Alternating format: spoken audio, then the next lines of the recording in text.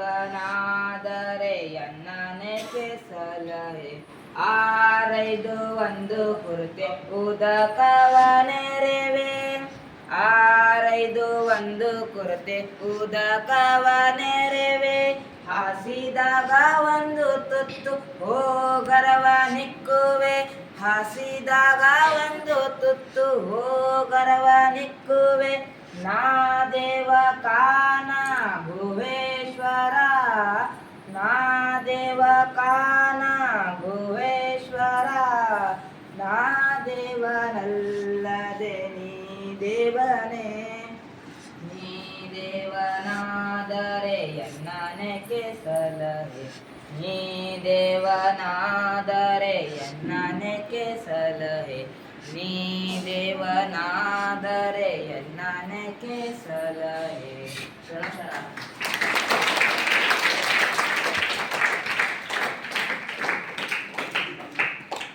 ವಚನ ಗಾಯನವನ್ನು ಮಾಡಿದಂತಹ ನಮ್ಮ ಅಮಿತ್ 9ನೇ ತರಗತಿಯಲ್ಲಿ ಓದ್ತಕ್ಕಂತಹ ವಿದ್ಯಾರ್ಥಿಗಳ ಶರಣಾರ್ಥಿಗಳನ್ನು ಸಲ್ಲಿಸಿ ಈಗ ಜರ ಈ ಕಡೆ ಶಾಲೆಯ ಉಪೋಪಾಧ್ಯಾಯರಾದಂಥ ನಮ್ಮ ಸವಿತಾ ಟೀಚರ್ ಅವರು ಈ ವಚನ ಗಾಯನವನ್ನು ಅವರಲ್ಲಿ ಪ್ರಾರ್ಥನೆ ಮಾಡ್ತಾರೆ.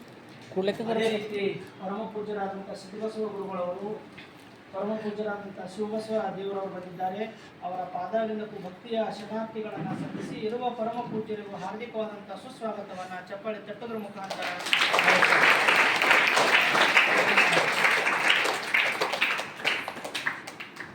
ಓಂ ಶ್ರೀ ಗುರುಬಸವಲಿಂಗಾಯ ನಮಃ. ಪರಮ ಪೂಜ್ಯರ ಪಾದಾರವಿಂದಕ್ಕೂ ಮತ್ತು ಆತ್ಮೀಯ ಪಾಲಕರಿಗೂ ಮತ್ತು ಮಕ್ಕಳಿಗೂ ನನ್ನ ಅನಂತ ಶರಣು ಶರಣಾರ್ಥಿ. ತಂದೆ ನೀನು, ತಾಯಿ ನೀನು. ತಂದೆ ನೀನು, ತಾಯಿ ನೀನು. ಬಂಧು ನೀನು, ಬಳಗ ನೀನು. ಬಂಧು ನೀನು, ಬಳಗ ನೀನು.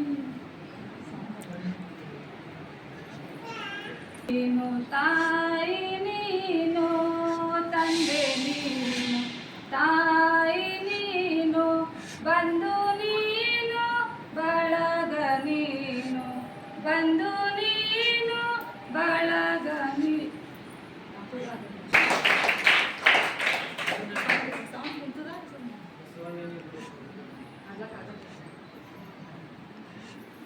ಓಂ ಶ್ರೀ ಗುರು ಬಸವಲಿಂಗಾಯ ನಮಃ. ನಿಮ್ಮೆಲ್ಲರಿಗೂ ಶರಣೋ ಶರಣಾರ್ಥಿ. ಗುರುವೇ ತಾಯಿ, ಗುರುವೇ ತಂದೆ, ಗುರುವೇ ದೈವಾಕಾರ. ಗುರುವೇ ಬಂಧು ದಯಾ ಸಿಂಧು. ಗುರುವೇ ಕೃಪೆಯ ಸಹಕಾರ. ಕ್ರಮವ ಕಳೆದು ಬೆಳಕ ತೋರು ನೀನ ಬಂಧು ಗುರುವರ. ಪರಮ ಬಂಧ ಕಳೆವ ಧೀರ ನಿಮಗಿದು ನಮಸ್ಕಾರ. ನಿಮಗಿದು ನಮಸ್ಕಾರ. ಗುರುವೇ ತಾಯಿ, ಗುರುವೇ ತಂದೆ, ಗುರುವೇ ದೈವಾಕಾರ. ಗುರುವೇ ದೈವಾಕಾರ. ಗುರುವೇ ದೈವಾಕಾರ.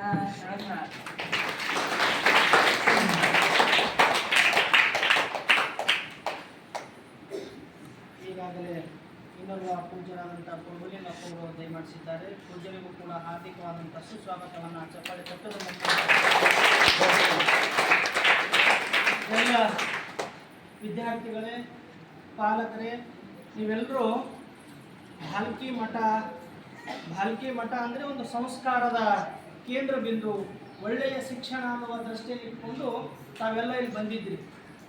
ಸುಮಾರು 70-75 ವರ್ಷಗಳಿಂದ ಪರಮ ಪೂಜ್ಯರ ದಿವ್ಯ ಸನ್ನಿಧಾನದಲ್ಲಿ ಅನೇಕ ಬಡ ವಿದ್ಯಾರ್ಥಿಗಳು ಇಲ್ಲಿ ಒಳ್ಳೆಯ ಶಿಕ್ಷಣವನ್ನು ಪಡೆಯುವುದರ ಜೊತೆಗೇ ಒಳ್ಳೆಯ ಸಂಸ್ಕಾರವನ್ನು ಪಡ್ಕೊಂಡು ಇವತ್ತು ರಾಜ್ಯ, ರಾಷ್ಟ್ರ, ಅಂತಾರಾಷ್ಟ್ರೀಯ ಮಟ್ಟದಲ್ಲಿಯೂ ಕೂಡ ಒಳ್ಳೊಳ್ಳೆ ಹುದ್ದೆಯಲ್ಲಿದ್ದಾರೆ. ಡಾಕ್ಟರ್ಸ್ ಆಗಿರ್ಬೋದು, ಇಂಜಿನಿಯರ್ ಆಗಿರ್ಬೋದು, ಶಿಕ್ಷಕರಾಗಿರ್ಬೋದು, ಪೊಲೀಸರಾಗಿರ್ಬೋದು. ಸರ್ಕಾರಿ ಹುದ್ದೆಯಲ್ಲಿ ಇಲ್ಲದೇ ಇದ್ದರೂ ಕೂಡ ಎಲ್ಲರಿಗೂ ಸರ್ಕಾರಿ ನೌಕರಿ ಸಿಗಬೇಕಂತೇನಿಲ್ಲ. ಭಾಳಷ್ಟು ಜನ ನೌಕರಿಯಲ್ಲಿ ಇದ್ದರೂ ಕೂಡ ನೌಕರಿ ಸಿಗದೇ ಇದ್ದಂಥವರು ಕೂಡ ಅವರ ಒಂದು ಕಾಲ ಮೇಲೆ ನಿಂತುಕೊಂಡು ಒಳ್ಳೆಯ ಜೀವನವನ್ನು ಅನೇಕ ಹಳ್ಳಿಗಳಲ್ಲಿ ನೀವು ಎಲ್ಲಿ ಓದಿದಪ್ಪ, ಎಲ್ಲಿ ಓದಿದ ಅಂದ್ರೆ ಭಾರತೀಯ ಮಠದಲ್ಲಿ ಓದಿದ ಅನ್ನುವಂಥ ಮಾತನ್ನು ನಾವು ಸರ್ವೇ ಸಾಮಾನ್ಯವಾಗಿ ಕೇಳ್ತಾ ಇರ್ತೀವಿ.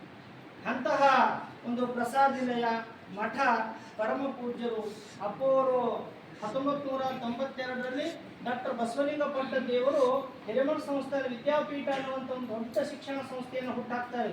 ಕೇವಲ 20 ವಿದ್ಯಾರ್ಥಿಗಳಿಂದ ಹುಟ್ಟಾಕಿರ್ತಕ್ಕಂಥ ಒಂದು ಸಂಸ್ಥೆ ಇವತ್ತು ಅಪ್ಪೋರ್ನಲ್ಲಿ 20,000 ವಿದ್ಯಾರ್ಥಿಗಳು ಓದ್ತಾರೆ. ಎಲ್ಲ ಕಡೆ ಎಷ್ಟು ಸಾವಿರ? 20,000 ವಿದ್ಯಾರ್ಥಿಗಳು ಓದ್ತಾರೆ. ಸುಮಾರು ಇಡೀ ಕಲ್ಯಾಣ ಕರ್ನಾಟಕದಲ್ಲಿ ಯಾವ ಜಿಲ್ಲೆಗೆ ಹೋದ್ರು, ಯಾವ ತಾಲೂಕಿಗೆ ಹೋದ್ರು ಅಪ್ಪೋರ ಶಿಕ್ಷಣ ಸಂಸ್ಥೆ ಇದೆ.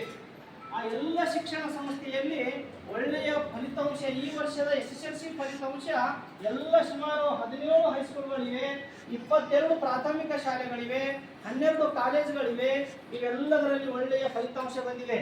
ಅದರ ಜೊತೆಗೇನೆ ವಿಶೇಷವಾಗಿ ಅಂತಹ ಪರಮ ಪೂಜ್ಯರ ದಿವ್ಯ ಸನ್ನಿಧಾನದಲ್ಲಿ ಇರ್ತಕ್ಕಂಥ ಅವಕಾಶ ನಿಮಗೆಲ್ಲ ಒದಗಿ ಬರ್ತಾ ಇದೆ. 20,000 ವಿದ್ಯಾರ್ಥಿಗಳು ಅಭ್ಯಾಸ ಮಾಡ್ತಾ ಇದ್ರು ಕೂಡ ಮಠದಲ್ಲಿರ್ತಕ್ಕಂತಹ ವಿದ್ಯಾರ್ಥಿಗಳಿಗೆ ಪ್ರತಿನಿತ್ಯ ಪರಮ ಪೂಜ್ಯರ ದರ್ಶನ ಆಗ್ತದೆ. ಪರಮ ಪೂಜ್ಯರು ನೀವು ಮಾತನಾಡಿಸ್ತಾರೆ, ನಿಮ್ಮ ಶಿಕ್ಷಣದ ಆಗು ಹೋಗುಗಳ ಬಗ್ಗೆ ನಿಮಗೆ ಮನವರಿಕೆ ಮಾಡ್ತಾರೆ. ಶಿಕ್ಷಕರಿಗೆ ಕರೆದು ಆ ವಿದ್ಯಾರ್ಥಿಗಳ ಸರ್ವಾಂಗೀಣ ಅಭಿವೃದ್ಧಿ, ಎಷ್ಟು ಓದ್ತಾ ಇದ್ದಾನೆ ಅವ, ಎಷ್ಟು ಅವನಿಗೆ ಕನ್ನಡ ಓದಲಿಕ್ಕೆ ಬರ್ತಾ ಇಲ್ಲ, ಇಂಗ್ಲಿಷ್ ಬರ್ತಾ ಇದೆ ಇಲ್ಲ ಅನ್ನುವುದನ್ನು ಖುದ್ದು ಪೂಜ್ಯರೇ ನಿಮಗೆ ನೋಡಿ ಅಂಕಪಟ್ಟಿ ನೋಡಿ ಅದನ್ನು ಮತ್ತೆ ಆ ಮಗುವಿಗೆ ನಾವು ಏನು ಮಾಡಬೇಕು ಅನ್ನುವಂಥದ್ದನ್ನು ಶಿಕ್ಷಕರಿಗೆ ಸಲಹೆ ಮತ್ತು ಮಾರ್ಗದರ್ಶನವನ್ನು ಮಾಡುವಂತಹ ಒಂದು ಏಕೈಕ ಶಾಲೆ, ಒಂದು ವಿದ್ಯಾರ್ಥಿಗಳ ವಸತಿ ನಿಲಯ ಅಂದರೆ ಅದು ಮಠದಲ್ಲಿರ್ತಕ್ಕಂತಹ ಹಿರೇಮಠ ಸಂಸ್ಥಾನದ ವಸತಿ ನಿಲಯ ಅನ್ನುವುದು ನಿಮಗೆಲ್ಲ ಹೆಮ್ಮೆಯರು.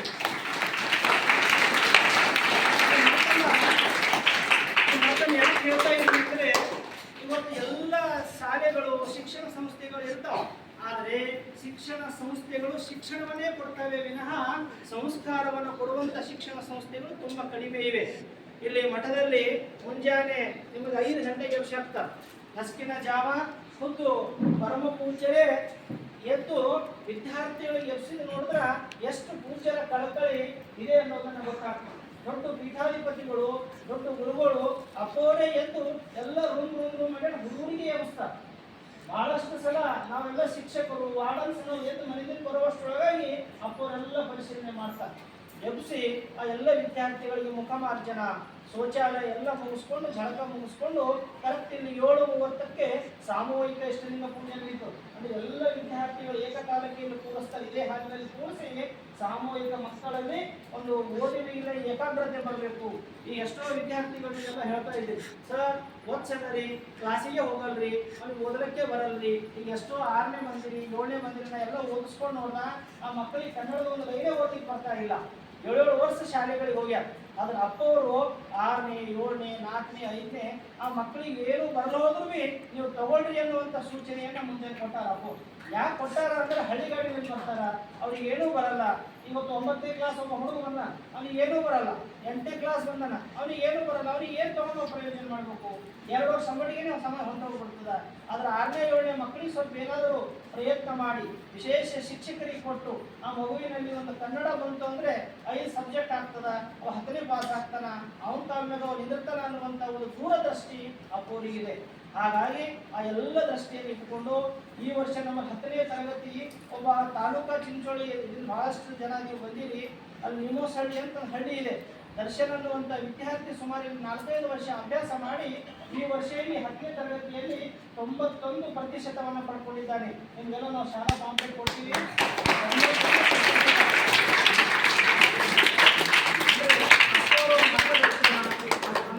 ಹೇಳ್ತಾ ಇದ್ದೀನಿ. ಹಾಗೆ ಎಷ್ಟೋ ವಿದ್ಯಾರ್ಥಿಗಳಲ್ಲಿ ತೆರಗಡೆಯಾಗಿ ಅವರ ಜೀವನವನ್ನು ಕಟ್ಕೊಂಡಂಥ ಉದಾಹರಣೆಗಳಿವೆ.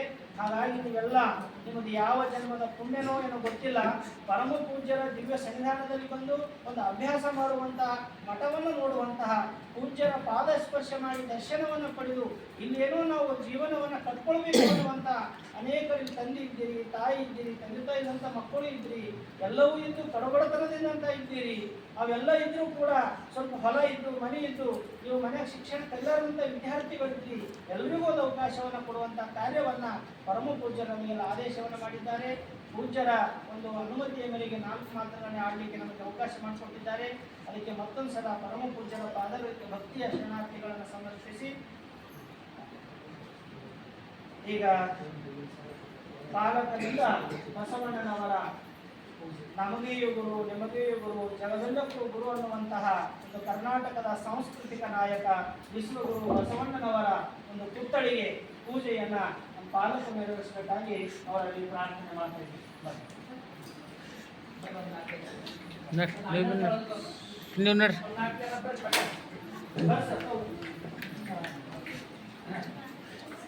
ಎಲ್ಲರೂ ಕೈ ಜೋಡಿಸಿ ಒಂದು ವಚನ ಹೇಳ್ರಿ ಎಲ್ಲರೂ. ಓಂ ಶ್ರೀ ಗುರು ಬಸವಲಿಂಗಾಯ ನಮಃ. ಓಂ ಶ್ರೀ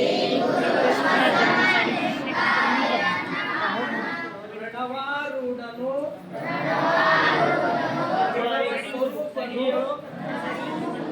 ಪ್ರಣವ ಪ್ರಕೃತಿ ಸೌಂದರ್ಯನು ಪ್ರಣವ ಷಡಂಗ ಸಮರಸ ನಮ್ಮ ಕೂಡಲ ಸಂಗಮ ದೇವರು. ಓಂ ಶ್ರೀ ಗುರು ಬಸವಲಿಂಗಾಯ ನಮಃ. ಬಸವಣ್ಣನೇ ತಾಯಿ ಬಸವಣ್ಣನೇ ತಂದೆ ಬಸವಣ್ಣನೇ ಪರಮ ಬಂಧು ನನಗೆ ವಸುದೀಶನ ವಿಕಸಿತ ಮಲ್ಲಿಕಾರ್ಜುನ ನಿಮ್ಮ ಹೆಸರಿಟ್ಟ ಗುರು ಬಸವಣ್ಣನಯ್ಯ. ತಂದೆ ನೀನು ತಾಯಿ ನೀನು ಬಂಧು ನೀನು ಬಳಗ ನೀನು ನನಗೆ ನೀನಲ್ಲದೆ ಮತ್ತಾರಿಲ್ಲಯ್ಯ ಕೂಡಲ ಸಂಗಮ ದೇವ. ಹಾಲಲ್ಲೂ ನೀರಲ್ಲೂ ನಿಮ್ಮ ಧರ್ಮ ಶರಣ ಸತಿ ಲಿಂಗಪತಿ ಹರ ಮಹಾದೇವ.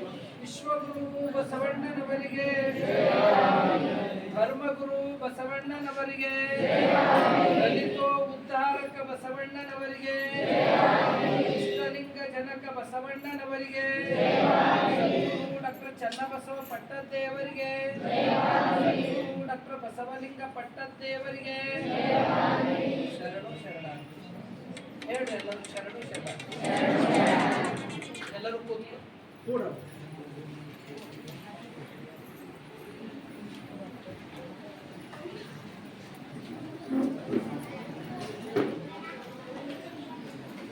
ಎಲ್ಲ ವಿದ್ಯಾರ್ಥಿಗಳೇ ಬಹಳ ಶಾಂತಿಯಿಂದ ಕೂತ್ಕೊಳ್ಬೇಕು. ಪೂರ್ವ ಬಸವಪ್ರಿಯ ಸ್ವಾಮಿ ಈ ಕಡೆ ಬರ್ರಿ. ಇಲ್ಲಿ ಬರ್ರಿ.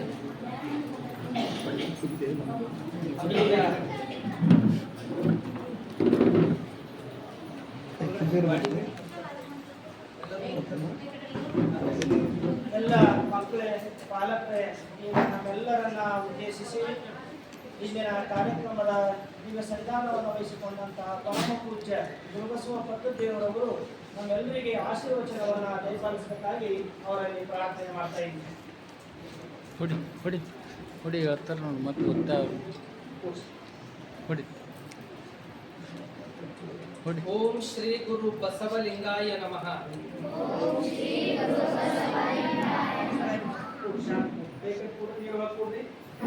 ಧರ್ಮಗುರು ಬಸವಣ್ಣನವರನ್ನ ಸ್ಮರಿಸಿಕೊಂಡು ನೂತನ ಅನುಭವ ಮಂಟಪದ ಶಿಲ್ಪಿ ಕನ್ನಡದ ಪಟ್ಟದ್ದೇವರೆಂದೇ ಖ್ಯಾತನಾಮರಾದ ಸದ್ಗುರುಗಳಾದ ಡಾಕ್ಟರ್ ಚನ್ನಬಸವ ಪಟ್ಟದ್ದೇವರನ್ನ ಸ್ಮರಿಸಿಕೊಂಡು ಎನ್ನ ಅಂತರಂಗದ ಶಕ್ತಿ ಮಾತೃ ಹೃದಯಗಳ ಪರಮ ಪೂಜ್ಯರ ಪಾದಕಮಲಗಳಿಗೆ ಭಕ್ತಿಪೂರ್ವಕ ಪ್ರಣಾಮಗಳನ್ನು ಸಲ್ಲಿಸಿ ಇಲ್ಲೆಲ್ಲ ರೀತಿಯಿಂದ ಮಕ್ಕಳನ್ನ ಮಾರ್ಗದರ್ಶನೆ ಪಾಲನೆ ಪೋಷಣೆ ಮಾಡ್ತಕ್ಕಂಥವ್ರು ಅತ್ಯಂತ ಕಳಕಳಿ ಕಾಳಜಿ ಆ ಬುದ್ಧ ಇರ್ಬೋದು, ಬಸವಣ್ಣವ್ರು ಇರ್ಬೋದು, ಅಂಬೇಡ್ಕರ್ ಇರ್ಬೋದು, ಅಕ್ಕ ಮಹಾದೇವಿ ತಾಯಿಯವ್ರು ಇರ್ಬೋದು, ಸ್ವಾಮಿ ವಿವೇಕಾನಂದರು ಇರ್ಬೋದು, ಭಗತ್ ಸಿಂಗ್ ಇರ್ಬೋದು, ಅನೇಕ ಮಹಾಪುರುಷರನ್ನ ಅವೆಲ್ಲ ಯಾರಲ್ಲಿ ಅಪ್ಪಗಳು ಕಾಣ್ತಾರಂದ್ರೆ ಈಗ ನೀವೆಲ್ಲ ಕುಂತಿರಲ್ಲ ನಿಮ್ಮ ಹೃದಯದಲ್ಲೇ ಕಾಣ್ತಕ್ಕಂಥ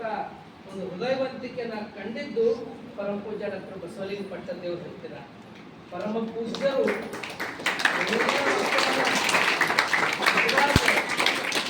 ಒಂದು ದೇವರ ಸ್ವರೂಪದಲ್ಲಿ ಅಪ್ಪವ್ರು ನೋಡ್ತಾರೆ.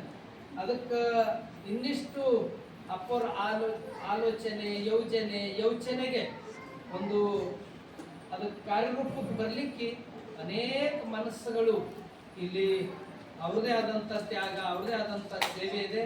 ಅದರಲ್ಲಿ ವಿಶೇಷವಾಗಿ ನಮ್ಮ ಸಿದ್ಧಬಸವ ಮಹಾಸ್ವಾಮಿಗಳವರು, ಪ್ರಭುಲಿಂಗ ಮಹಾಸ್ವಾಮಿಗಳವರು, ಬಸವಪ್ರಿಯ ಸ್ವಾಮಿಗಳವರು, ನಮ್ಮ ಶಿವಬಸವ ಮಹಾಸ್ವಾಮಿಗಳವರು, ಇಲ್ಲಿ ಪೂಜ್ಯ ಮಹಾಲಿಂಗ ಸ್ವಾಮಿಗಳು, ಬಸವಲಿಂಗ ಸ್ವಾಮಿಗಳು, ಅನೇಕ ಪೂಜ್ಯರ ಒಂದು ಸೇವೆ, ಅದ್ರ ಜೊತೆ ಇಲ್ಲೇನು ಸೇವೆ ಸಲ್ಲಿಸ್ಲತ್ತಾರ ನಮ್ಮ ಸಂಸ್ಥೆಯಲ್ಲಿ, ನಮ್ಮ ಮಠ ಇರ್ಬೋದು, ಶಾಲೆ ಇರ್ಬೋದು, ಅಲ್ಲೆಲ್ಲರ ಒಂದು ಸೇವೆ ಅದು ವರ್ಣನಾತೀತ ಇದೆ.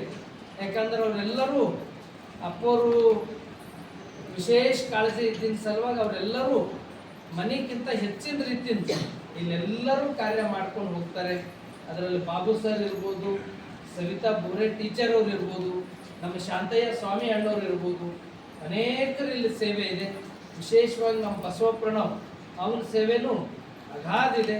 ಇಂಥ ಒಂದು ಕಾರ್ಯಕ್ಕೆ ಇಲ್ಲಿ ಸೇವೆ ಸಲ್ಲಿಸ್ತಕ್ಕಂಥ ಎಲ್ಲರಿಗೂ, ಮತ್ತು ನೀವೇನು ನಂಬಿಕೊಂಡು ಹೆಂಗೆ ತಾಯಿ ಹತ್ತಿರ ಮಕ್ಕಳು ಓಡೋಡಿ ಬರ್ತಾರಂತ, ಹಂಗೆ ತಾಯಿ ಅಂತ ಹೃದಯಕ್ಕೆ ನಂಬ್ಕೊಂಡು ಬಂದಂಥ ಎಲ್ಲ ಪಾಲಕರಿಗೂ ಮುಂದಿನ ಭವಿಷ್ಯವನ್ನ ಇಲ್ಲಿ ನಿರ್ಮಾಣ ಮಾಡ್ತಕ್ಕಂಥ ನನ್ನ ಪ್ರೀತಿಯ ಎಲ್ಲ ಮಕ್ಕಳಿಗೂ ಭಕ್ತಿಪೂರ್ವಕ ಶರಣು ಶರಣಾರ್ಥಿ.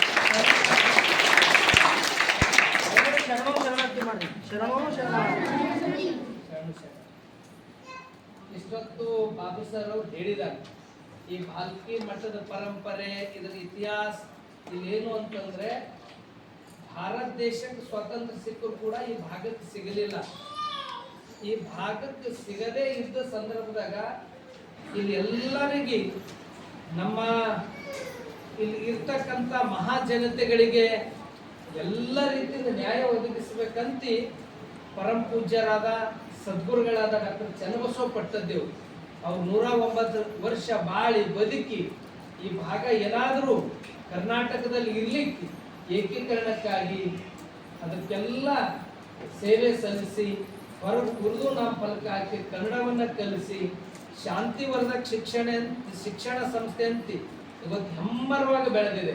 ಅಲ್ಲಿ ಕಲ್ತಂತವ್ರು ನಾಡು, ರಾಷ್ಟ್ರ, ಅಂತಾರಾಷ್ಟ್ರ ಮಟ್ಟಕ್ಕೂ ಬೆಳೆದಿದ್ದಾರೆ.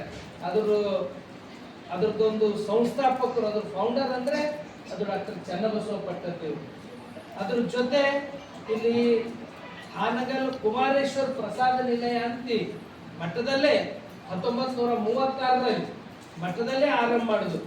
ಅದು ಹೆಸರು ಯಾಕೆ ಇಟ್ರು, ಅವ್ರ ಗುರುಗಳು ಅಂದ್ರೆ ನಮ್ಮ ಗುರುಗಳು ಚನ್ನಬಸವ ಪಟ್ಟದೇವ್ರ ಗುರುಗಳು ಹಾನಗಲ್ ಕುಮಾರ ಶಿವಯೋಗಿಗಳು, ಅವ್ರ ಹೆಸರ ಮೇಲೆ ಇಲ್ಲಿ ಆ ಪ್ರಸಾದ ನಿಲಯ ಆರಂಭ ಮಾಡ್ತಾರೆ. ಆ ಬೋರ್ಡಿಂಗ್ದಲ್ಲೇ ಅನೇಕರು ಕಲ್ತಿದ್ದಾರೆ. ಅದರಲ್ಲಿ ನಾನು ಒಬ್ಬ ವಿದ್ಯಾರ್ಥಿ. ಇವತ್ತು ನಂದು ಏನಾದರೂ ನಮ್ದು ಯಾವ್ಯಾವ ಮಾರ್ಗಗಳಿದ್ದು ಅದು ಬಹಳ ಒಂದು ರೀತಿ ಊರಿಗೆ ವಜ್ಜೆ ಆಗ್ಯಾನ ಹಬ್ಬ ರೀತಿಯಲ್ಲಿತ್ತು. ಆದ್ರೆ ಇವತ್ತು ಈ ರೂಪ ತಾಳಿಕೆ ಇದು ಭಾಲ್ಕಿ ಮಠನೇ ಕಾರಣ. ಪರಮ ಪೂಜ್ಯ ಡಾಕ್ಟರ್ ಬಸವಲಿಂಗ ಪಟ್ಟದೇವರೇ ಅದಕ್ಕೆಲ್ಲ ಮೂಲ ಕಾರಣ. ಅನೇಕರಿಗೆ ಒಂದು ಒಳ್ಳೆ ಬದುಕನ್ನ ಕಟ್ಟಿಕೊಟ್ಟಿದೆ ಇದು ಭಾಲ್ಕಿ ಮಠ ಇದೆ. ಹೀಗಾಗಿ ಇದ್ರದ್ದೊಂದು ಪರಂಪರೆ, ಇದಕ್ಕೆ ತಾಯಿವೇರ್ ಅಂದ್ರೆ ಚನ್ನಬಸವ ಪಟ್ಟದೇವರು. ಅದ್ರ ಜೊತೆ ಅನುಭವ ಮಂಟಪ, ಈಗೇನು ಜಗತ್ತಿನ ಮೊದಲನೇ ಪಾರ್ಲಿಮೆಂಟ್ ಅಂತ ಹೇಳ್ತಾರೆ. ಈಗ ಇಲ್ಲಿ ಅನುಭವ ಮಂಟಪ ಚಿತ್ರದ 12ನೇ ಶತಮಾನ, ಅದು ಸ್ಥಾಪನೆಯನ್ನ 19ನೇ ಶತಮಾನ ತನ ಇತ್ತು. ಅದು 17ನೇ ಯಡಿಯೂರು ಸಿದ್ಧಲಿಂಗೇಶ್ವರ ತನ ಇತ್ತು. ಅದ್ರ ನಂತರ ಅದು ಮರೆ ಆಗಿತ್ತು. ಮತ್ತು ಅದಕ್ಕೆ ಜೀವದ ಕಳೆ ತುಂಬಿದವರೇ ಡಾಕ್ಟರ್ ಚನ್ನಬಸವ ಪಟ್ಟದೇವರು. ಅದೇ ಪರಂಪರೆಯನ್ನ ಮತ್ತಿಟ್ಟು ವ್ಯಾಪಕವಾಗಿ ವಿಶಾಲವಾಗಿ ಅದನ್ನ ಮತ್ತೆ ಜಾಗತಿಕ ಮಟ್ಟಕ್ಕೆ ಬೆಳೆಸಿರ್ತಕ್ಕಂಥ ಶ್ರೇಯಸ್ಸು ಪರಮ ಪೂಜ್ಯ ಡಾಕ್ಟರ್ ಬಸವಲಿಂಗ ಪಟ್ಟದೇವರಿಗೆ ಸರ್. ಪೂಜ್ಯರು ಈ ಮಠದ ವಿದ್ಯಾರ್ಥಿ ಇದ್ದಿದ್ದ ಸಲುವಾಗಿ ಅವರಿಗೂ ಇಲ್ಲದ ಏನು ನೋವು ನಲಿವು ಅಂತಕ್ಕಂಥದ್ದು ಬಹಳ ಕಷ್ಟದಿಂದ ಅಪ್ಪವ್ರ ಮೇಲೆ ಬಂದವರು. ಹೀಗಾಗಿ ಮಠ ಹೆಂಗಿತ್ತಂದ್ರೆ ಮೊದಲು ಇಲ್ಲೇ ಬೋರ್ಡಿಂಗ್, ಇಲ್ಲೇ ಊಟ, ಇಲ್ಲೇ ವಸತಿ, ಸಾಲಿಗೆಲ್ಲ ಹೊರಗೆ ಹೋಗ್ಬೇಕಾಗ್ತಿತ್ತು. ಆದ್ರೆ ಅಪ್ಪವರು ನಮ್ಮ ಮಕ್ಕಳು ಅಲ್ಲಿ ಹೋಗಿದ ಮ್ಯಾಗ ಟಾಕೀಸ್ ಹೋಗೋದು, ರೈಲ್ವೆ ಸ್ಟೇಷನು, ಬಸ್ ನಿಲ್ದಾಣ, ಎಲ್ಲೆಲ್ಲೋ ಹೋಗೋರು ಶಾಲೆ ಹೋಗೋರು, ಎಲ್ಲೋದ್ರು ನಮ್ಮ ಅವ್ವ ಬರ್ತಾ ಅಂದಳ್ರಿ, ನಮ್ಮ ಅಪ್ಪ ಬರ್ತಾ ಅಂದನಂತ ಬಸ್ ಸ್ಟ್ಯಾಂಡ್ ಹೋದ, ಎಲ್ಲೆಲ್ಲೋ ಹೋಗಿ ಸಾಲಿಗೆ ಸರಿಯಾಗಿ ಹೋಗ್ತಿದ್ದಿಲ್ಲ. ಆದರೆ ಅಪ್ಪವರು ಬಹಳ ವಿಚಾರ ಮಾಡಿ ಇಲ್ಲೇ ಸಾಲಿ ಕಟ್ಟಿಸಿ ಇಲ್ಲೇ ಎಲ್ಲ ಮಕ್ಕಳನ್ನ ಇಟ್ಕೊಂಡು ಇವತ್ತು 400ಕ್ಕಿಂತ ಹೆಚ್ಚು ಮಕ್ಕಳು ಇಲ್ಲಿ